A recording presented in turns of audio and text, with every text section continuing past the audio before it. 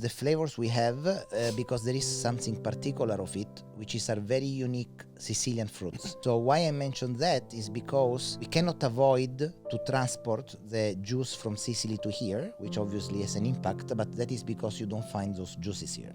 But then our aim, and that is also what we really want to do, is to be as sustainable as possible. So everything else, like the bottles, the cups, the labels, manufacturing, everything is done locally in Thailand. So the product is 100% Italian, Sicilian, from my orchards and farms. The juice that we have are the Valencia, which is a standard orange juice and is extremely popular. We are actually providing this also since a couple of years in private label to the minor group. So you find it in Coffee Club, in the Burger King.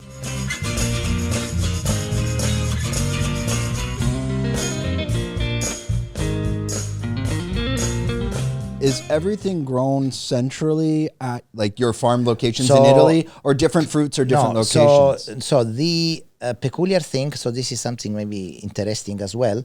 You know, people are used to see in the movies or in the documentaries these Brazilian or American farms when you go with the helicopter for hours and you have this long, big orchard, you know.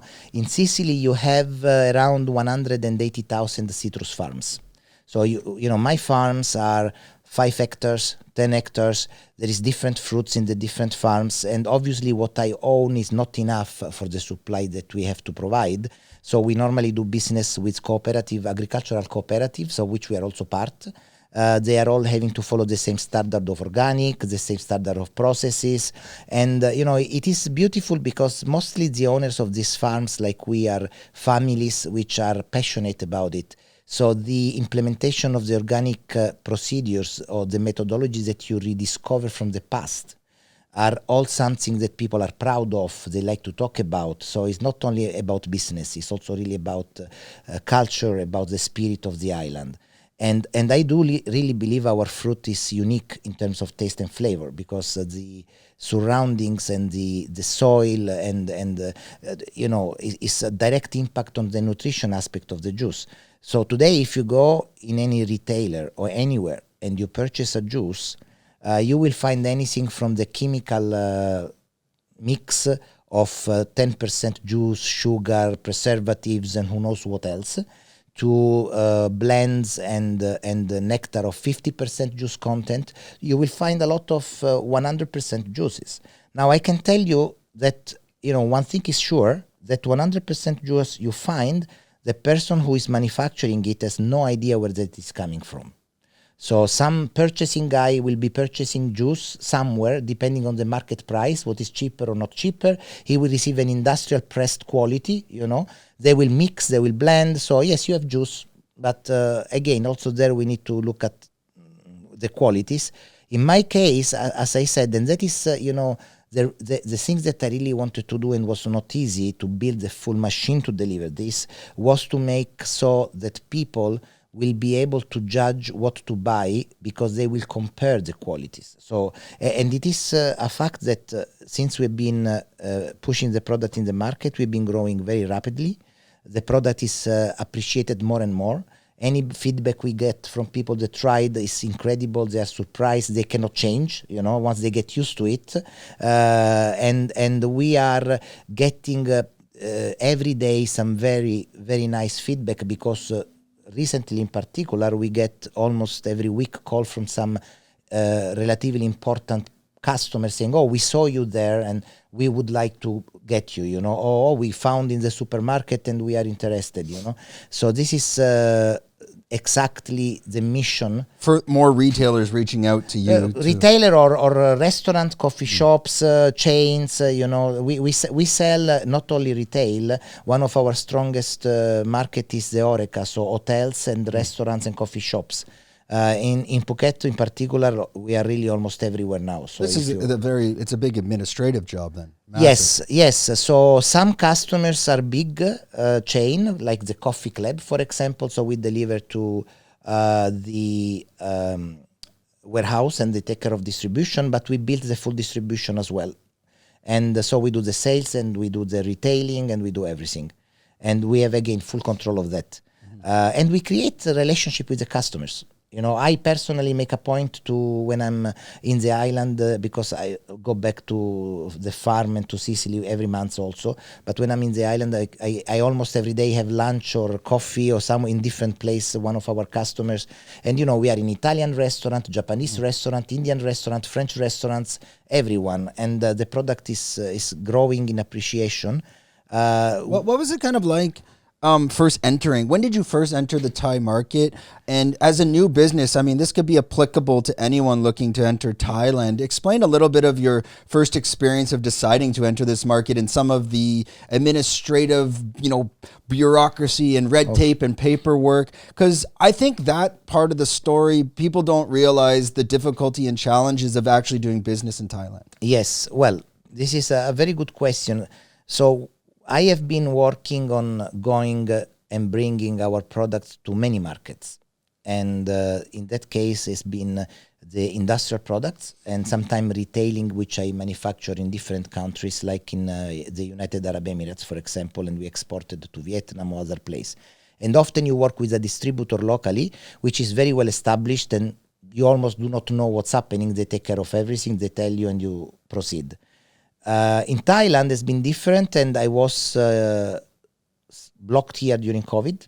I was planning to come into the market. Originally, we were planning to send from Sicily jerry can of 5 liters to be distributed to hotels.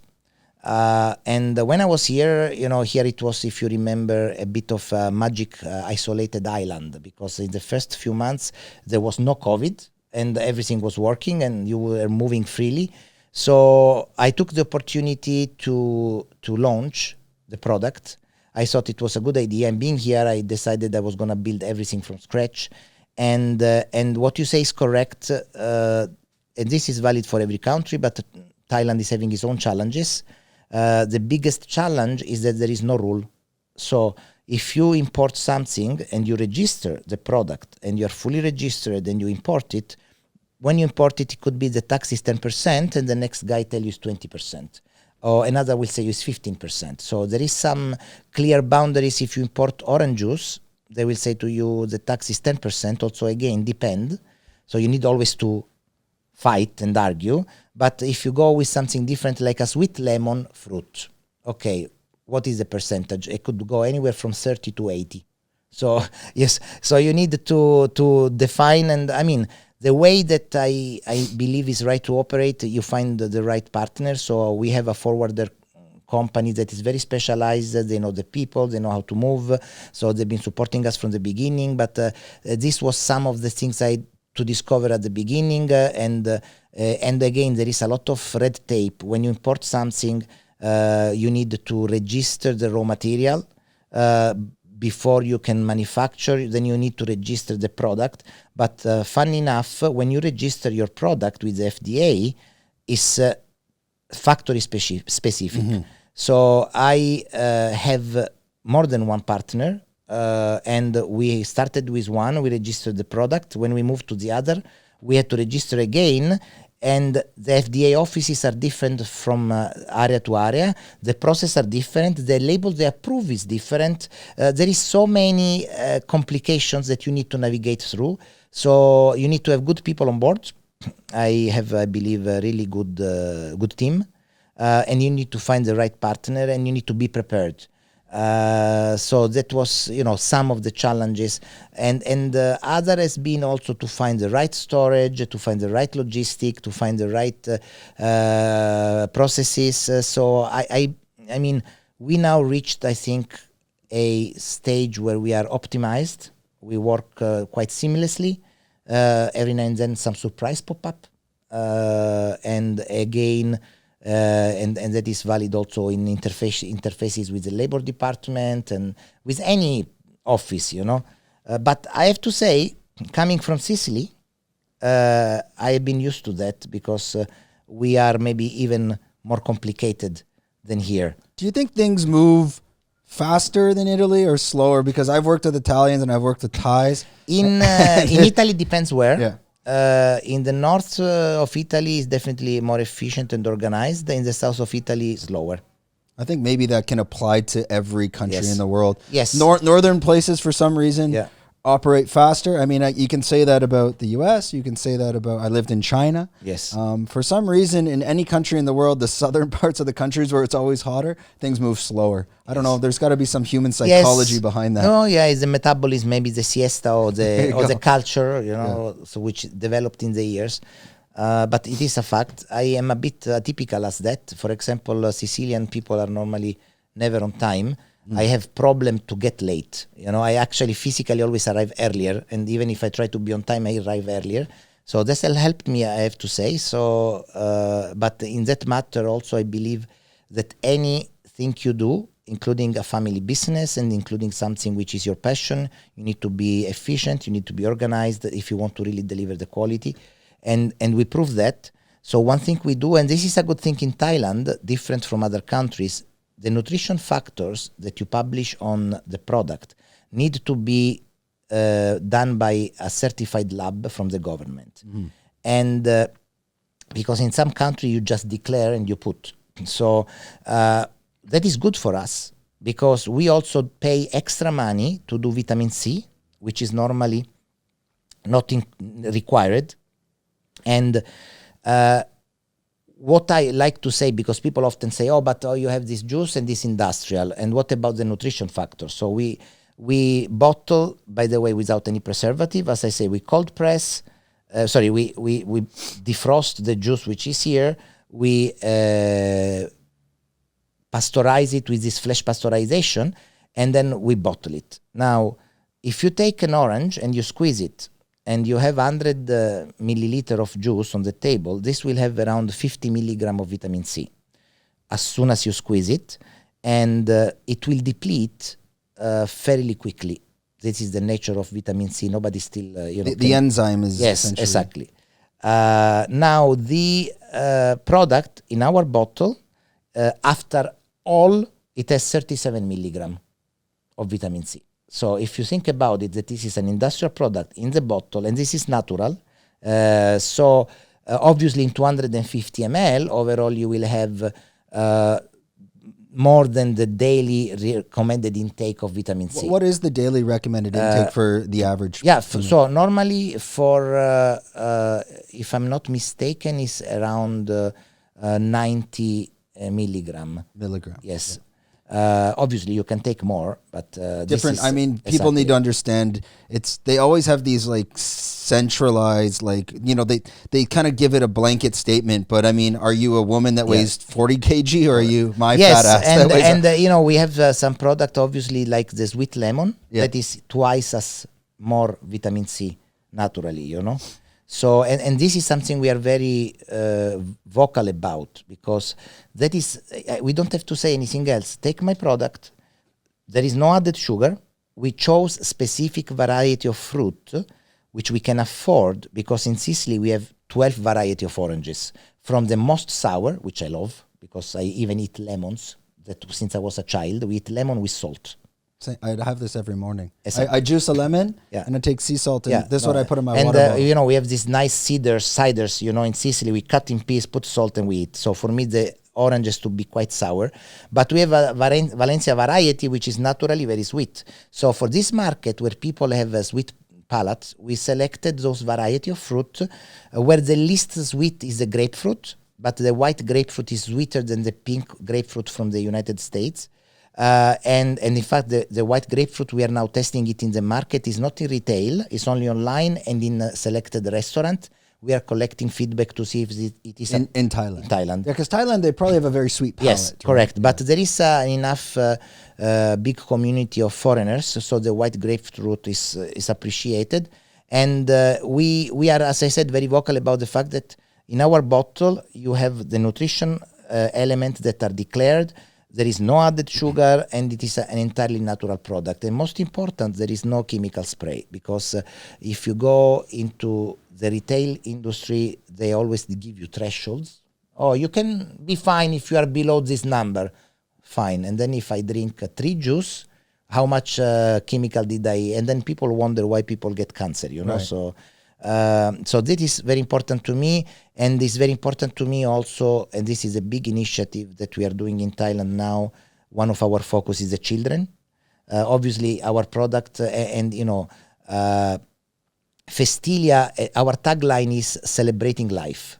Festilia, the juice, is something that a person which is doing sport can take, can refresh. Someone that is in a family environment.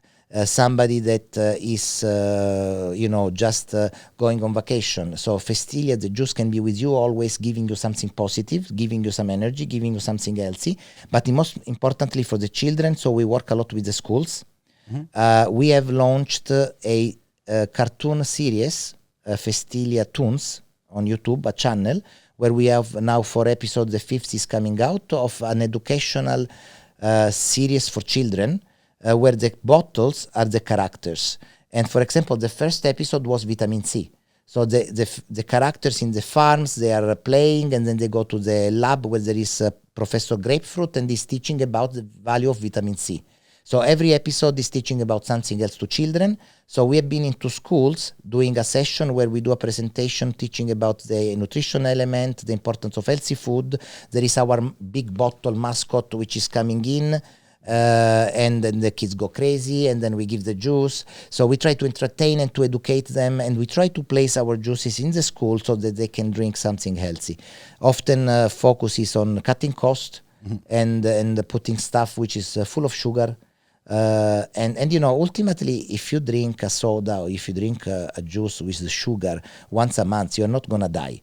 But if you want to get something regularly that is bringing you some refreshment, some happiness, some health, some taste, let's go natural. Is all vitamin C created equally? Meaning like the vitamin C from a Valencia orange or a grapefruit, as long as you're extracting the vitamin C from that fruit and I'm getting the right dosage, is it essentially the same, or do they have different qualities of vitamin C on a spectrum? No, vitamin C is vitamin C.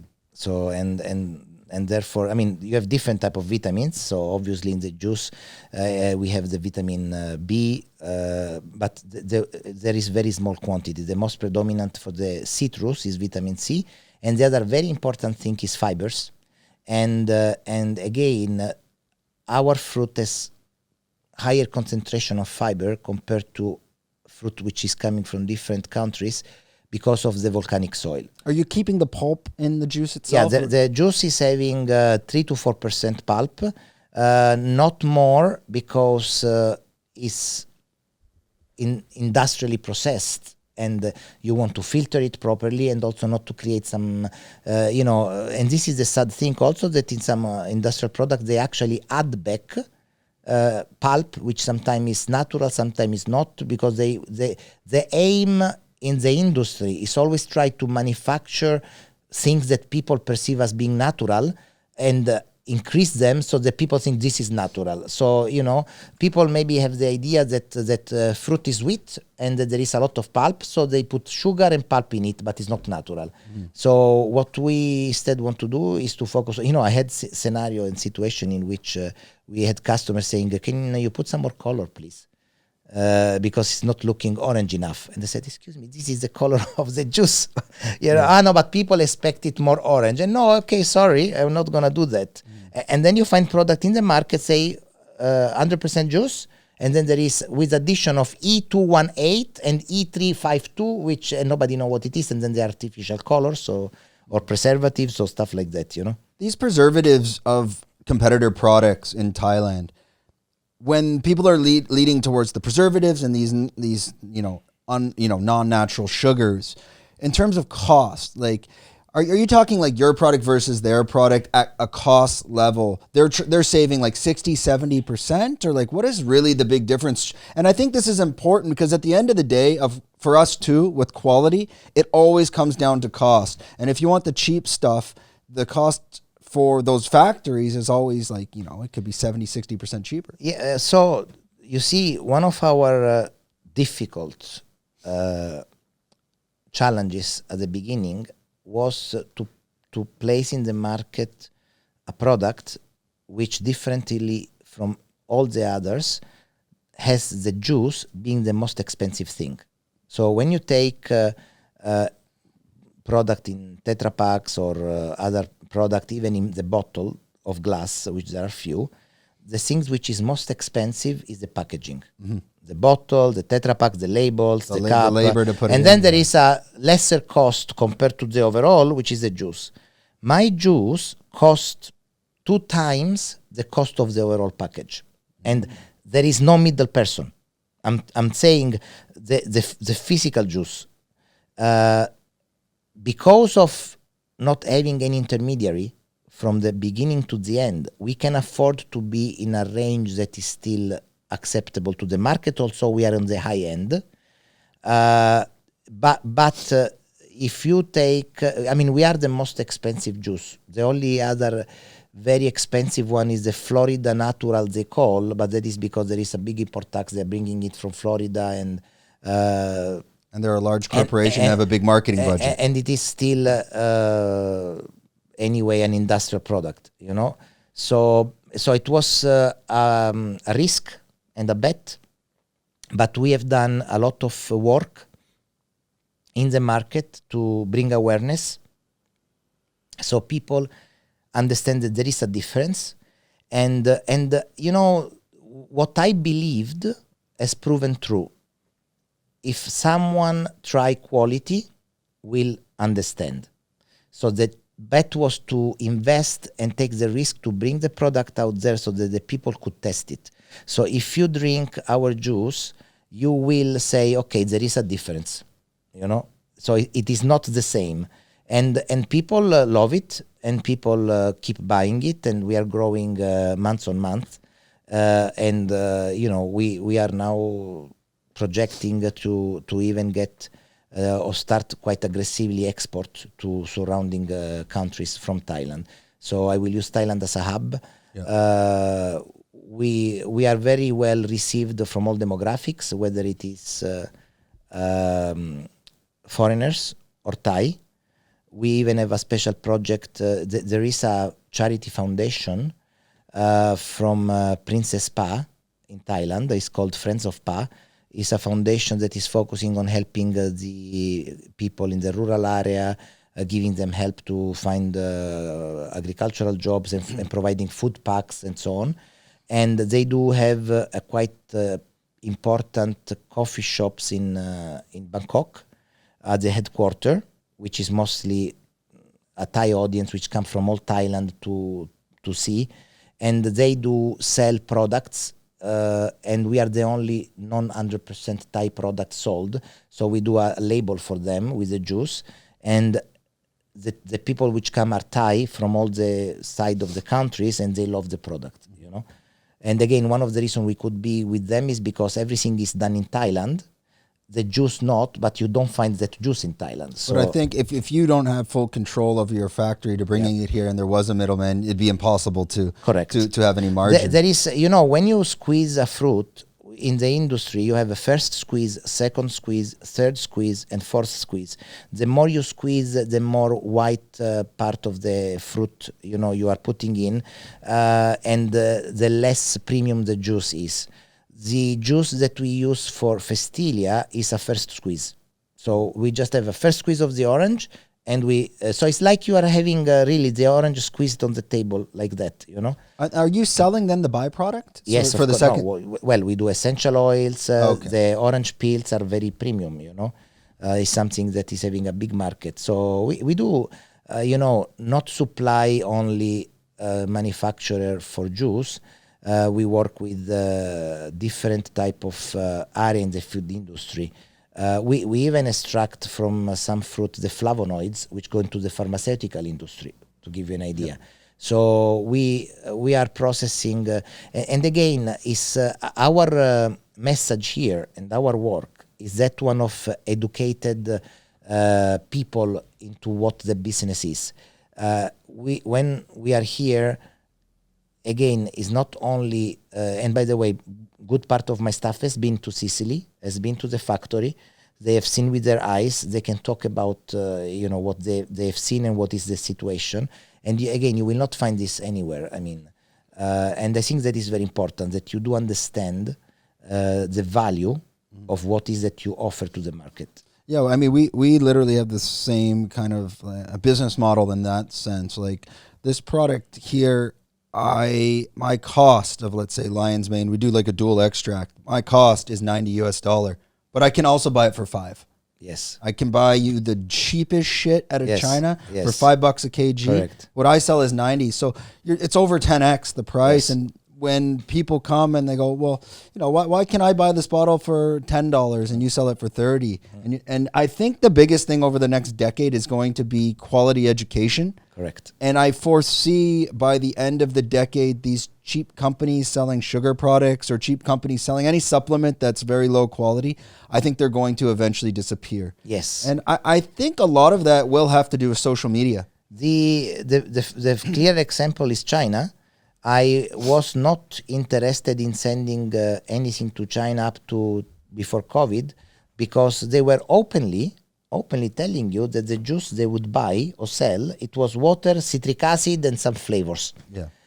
Now they have become so much more perceptive of quality, so much that they are even banning the import of product with preservatives in terms of beverage. So and now there is a very big market in China for premium quality that is popping up. And in fact, that is one of our target with Festilia soon, is to go and tap into the Chinese market as well. But we want to use as a hub Thailand. We have good partners for the manufacturing, and from here we want to expand. What do you think happens to these companies like Nestle? I mean, for example, we saw McDonald's back in the day try to introduce the salad. Yeah. Do you see Nestle trying to jump on the bandwagon, or these companies try to offer quality, or do they pivot, or do they disappear? I think they will pivot. First of all, I will tell you that the shift into the audience is gonna take longer. Also, there is definitely, and that is why we have now a product like Festilia that is growing successfully, because there is a growing market. It's okay. We'll grab some water. Sometimes it's come to need water. There is a growing market that is perceiving the quality as valuable and is going for it. But there is still a very big market of people that do not care. They just take anything and drink anything for what they get educated from the beginning. The marketing, flash, they see the influencer drinking that product and they go for it. What do you think the size of the market is, let's say, just for organic cold pressed orange juice or just juices in general? What percentage of the market just doesn't care? 80%? Depend on the country. In Thailand, I think that maybe 70%. Yeah. Definitely. And it's they don't want to be educated. They're they want to go to the because I mean, for example, you go in the 7-Eleven. This is basically a sugar crack den. Correct. It's a I can't 7-Eleven should have pharmacy written under it somewhere. It's a pharmaceutical place for people that want to be that are addicted to sugar. But their costs, and as I'm getting into the supplement industry, you start to realize really quick, well, if you're selling a green tea in a bottle in 7-Eleven and it costs you 30 baht, their cost must be 4 baht. They can't be, otherwise they would never be there. So what are they really selling?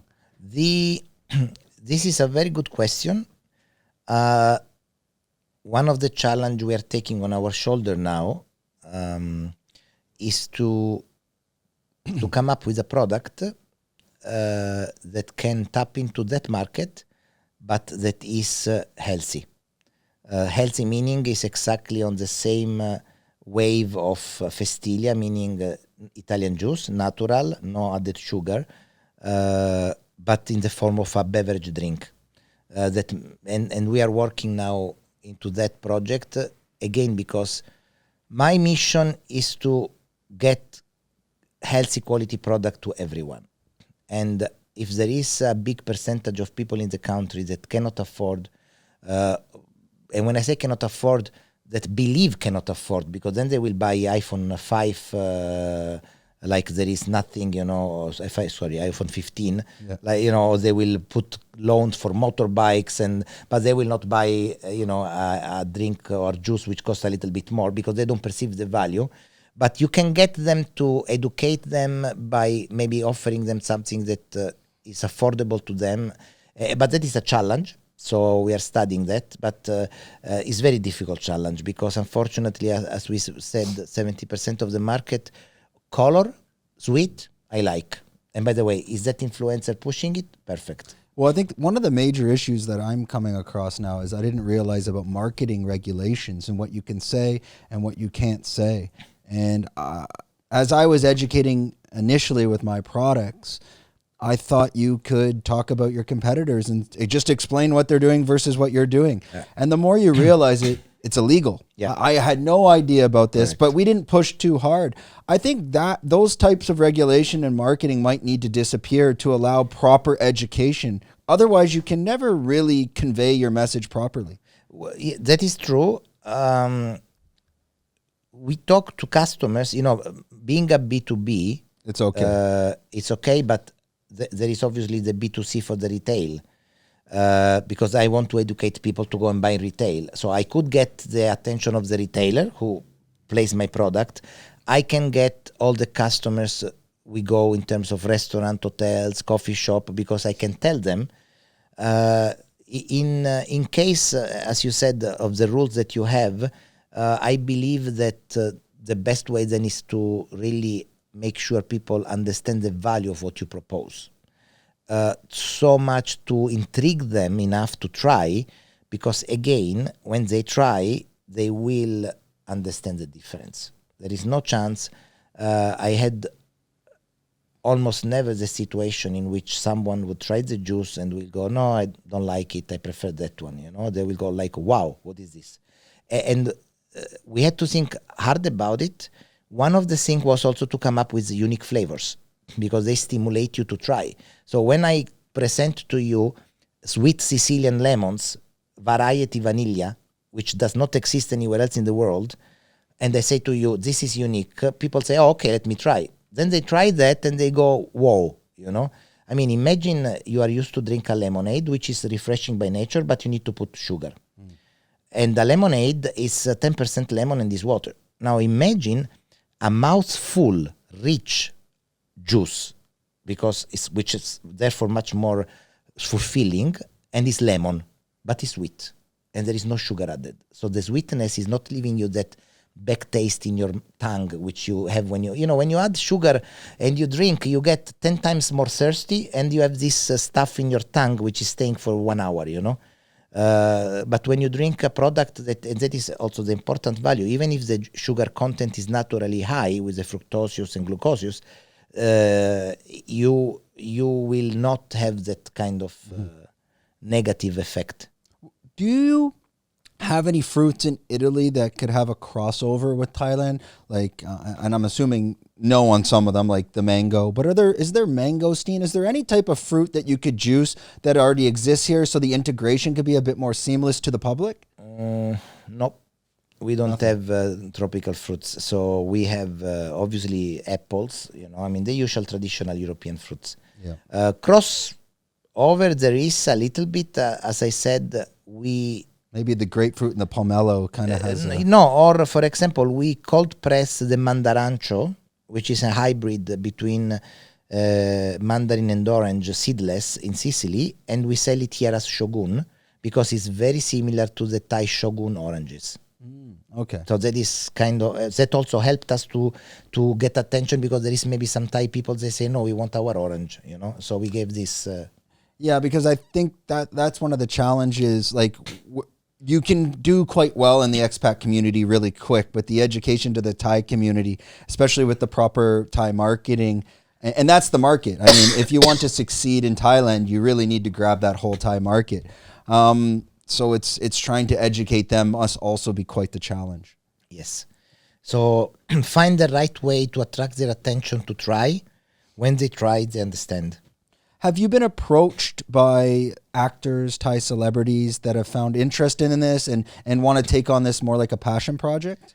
When we did the launch, so we did a soft launch of the product October last year, and we signed up with the retailers starting in March. The first was Gourmet Market in Bangkok. but we did the official launch in March, end of March 2023 in Bangkok. So we had a big event. We had certain personality that came at the event, which were also invited, and they did demonstrated interest, and some of them posted. We don't have really someone recently that is like a brand ambassador. Brand ambassador. We are now in the process of proactively approaching. So I believe this is the time now, right time for our brand to engage with people as brand ambassadors. That obviously we want to involve us presenting the product and by having their buy-in into the quality and getting their passion for it. Yeah. So this is what I'm looking. I'm not looking for the paid influencer. You give money and they go with one post. I want somebody that believe in the product. We have engaged with a child, 6 years old. He has almost 1 million followers in Facebook. Thai child. And we supply juice, and he love it. And they post. He has a cat, and there's a couple very loved. Is very active. They have, when a post is done, there is 15,000 likes, in 2 hours. So that is good because we want to push, as I said, with the children and in the children community. And we are now again looking for someone that we can give the juice and they say, wow, we love this product. We want to tell about it, Yeah, we're in the same boat. We have many influencers that reach out to us and we're building a team of brand ambassadors. But I truly believe that whoever joins the team, they have to have a passion behind this product because otherwise this guy with the bottle holding it like this stuff lasts 24 hours and dies. What's the point? Exactly. Before we wrap it up on one note, because we're almost at an hour, it flies by. And I try to keep them now under an hour. Before I used to do 2, but we actually started doing these before Reels existed. Oh, okay. So we noticed over the beginning of our podcast 2.5 years ago, the second Instagram Reels and TikTok, we did this before TikTok came out. Attention span just dropped off. We're like, holy shit, if you want to do a podcast, you got to keep it under an hour. Yes. One more final question, more from the business side, and that's kind of what I try to do on this podcast. People always ask, why don't you talk about this, talk about that? I'm like, when you build a podcast, you are unique to your podcast. Whatever you like and whatever you want to talk about, that's what it needs to represent. That is your podcast, Because, and I always come from a Thailand entrepreneurial spirit, and healthy lifestyle and giving back. And this is kind of where my vision and what encompasses what I'm thinking as my morals. So my question always coming back to the entrepreneurial spirit, some of the challenges you might face when going more B2B, which you need to essentially, from a cash flow perspective. You're reaching out to, maybe you get into Big C, your Villa Market, your Tops. Do you face cash flow problems when they present contracts on consignment? And is that something you're able to discuss? I can discuss. So I don't have contract on consignment. Okay, that's good. So I do consignment with some customers that ask. But I am most of the time been faced with the situation that all the customers like to buy. Yes. There is, times when you make a big initiative, like bringing a new product in the market, when at the beginning you sign up with the retailers, you need to pay some fees, so there is some investment to do. Normally, you see, Festilia is my love pet project, which I want to bring big in the market. Festilia is the name of my mother.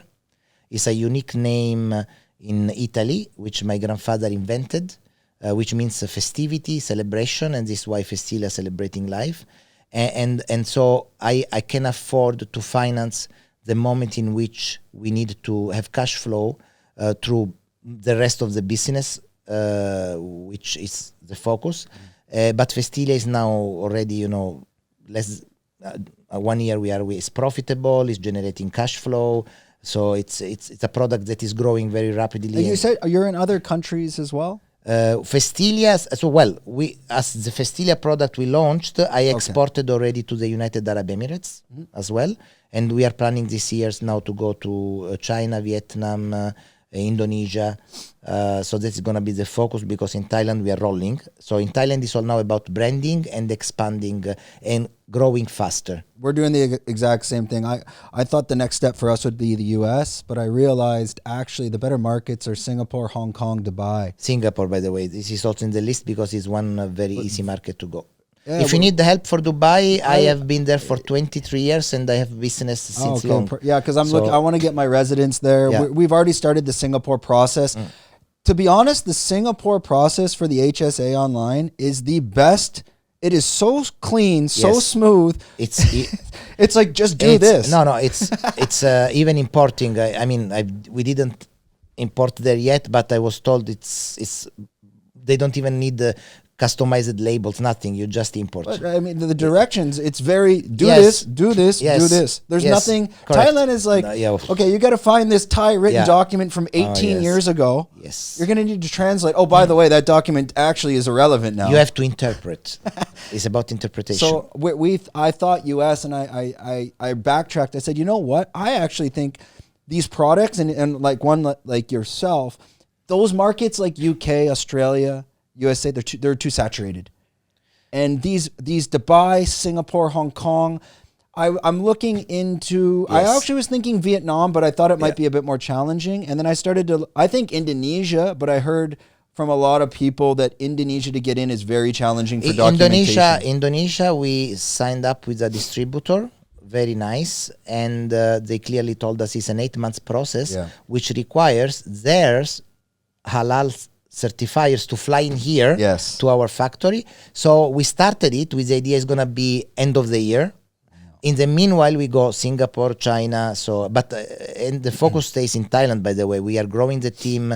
We have signed up non-exclusive one big distributor as well. So this is going to speed up the growth as well. And I'm using Thailand as my hub. We do all our encapsulation here for the United Arab Emirates. I believe this product I got my phones ringing. The problem is, when you start doing well and then people notice and they're like, how do I get it? And then how do I get a piece of the pie? What I'm doing now is like taking a step back.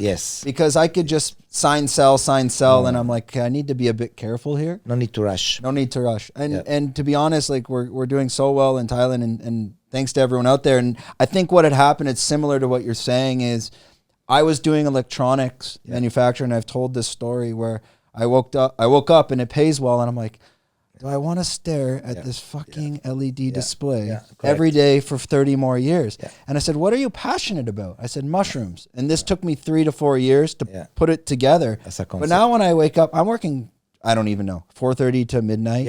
But my day is structured. But I have to sometimes go to bed.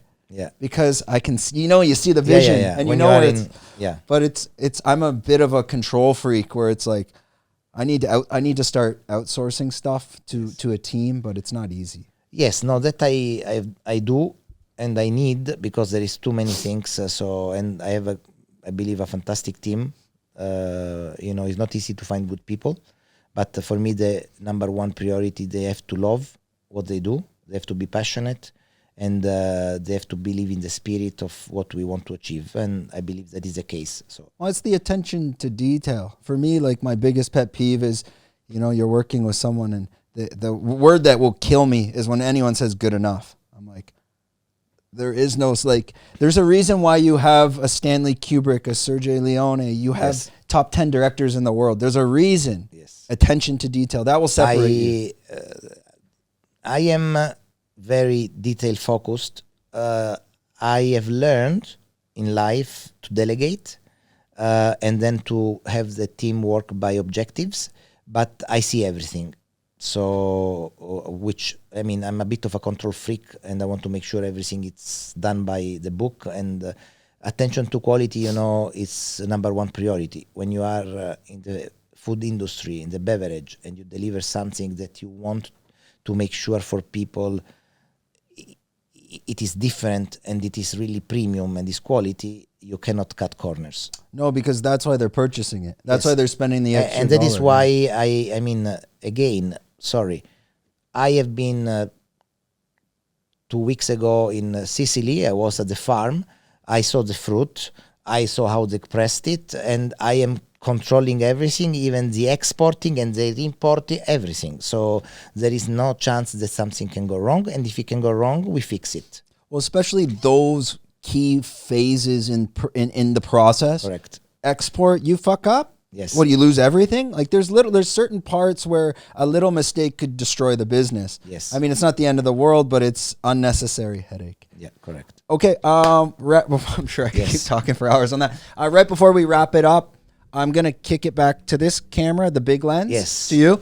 And Antonio is going to just let you all know, and we're going to leave links in the description, a little bit about your social side, so where people can find you on Instagram, website, any of that stuff. Yes. Your YouTube channel as well. You're saying about the kids cartoon. So I'm going to kick it to this camera. He's going to let you know where to find him. Okay. Yes, we are now available, obviously, in Thailand everywhere. You can find in most retailers. That is in Tops, Villa Market, and Rimping, and so on. Restaurant, coffee shop. If you go online, our Facebook page is Festilia Juice. So is our Instagram and our TikTok.